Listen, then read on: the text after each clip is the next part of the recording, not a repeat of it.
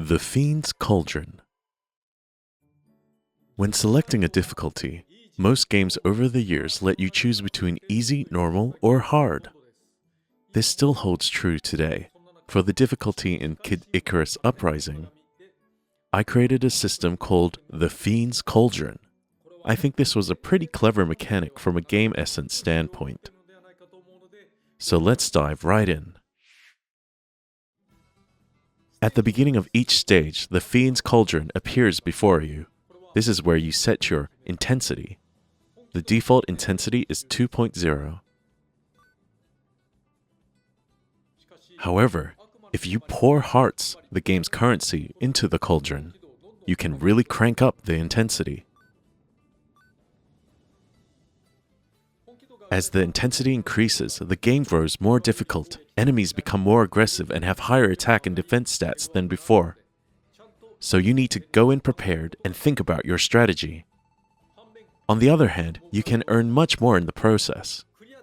If you can finish a stage, you'll be rewarded with more hearts plus stronger weapons and powers. But if you fail the stage, some hearts will spill out of the cauldron.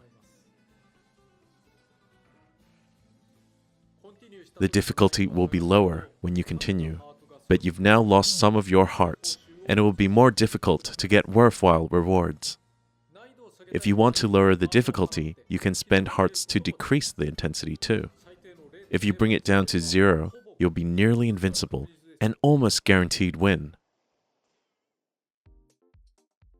In terms of risk and reward, I believe the advantages of this system are clear. If you take a big risk, you can get a big reward. It's also just a novel approach to tackling difficulty in games. The system automatically lowers the difficulty when you fail, so the player rarely gets stuck. It may not completely remove the pain of failure, but it's not as bad as bluntly asking if you'd like to switch to easy mode.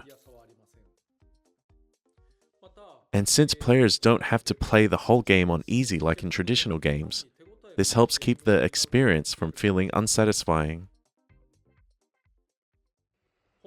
Plus, the game is truly easy if you turn the intensity down to 0, so players won't get stuck on a section that's too difficult. This system does embody the concept of risk and reward, but it's not without its faults.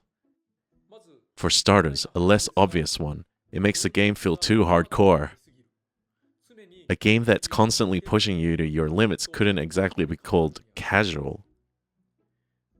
The land stages in Kid Icarus Uprising are also a little too big and have far too many enemies.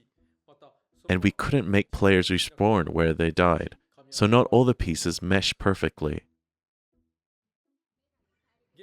Game essence, push and pull, and risk and reward are great for making the experience game-like, but they can conversely make games feel less approachable too. This rings true even more on the smaller 3DS screen.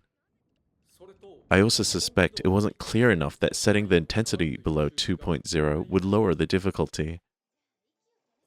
Newcomers to the game are the ones who needed this most.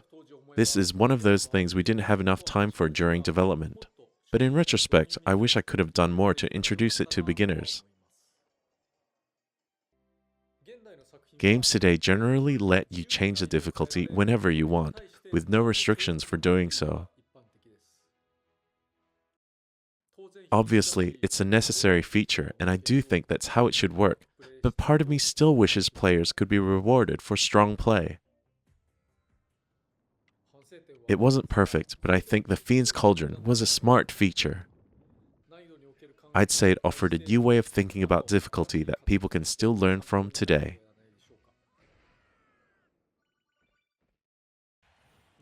Some single-player modes in Smash Bros. For Wii U, 3DS, and Smash Bros. Ultimate use a similar mechanic to the Fiend's Cauldron. But earning points there isn't as necessary as hearts in Kid Icarus Uprising, so it's comparatively less important. It sure would be nice to play Kid Icarus Uprising on a home console. I wonder if someone out there will ever port it. Stage clear.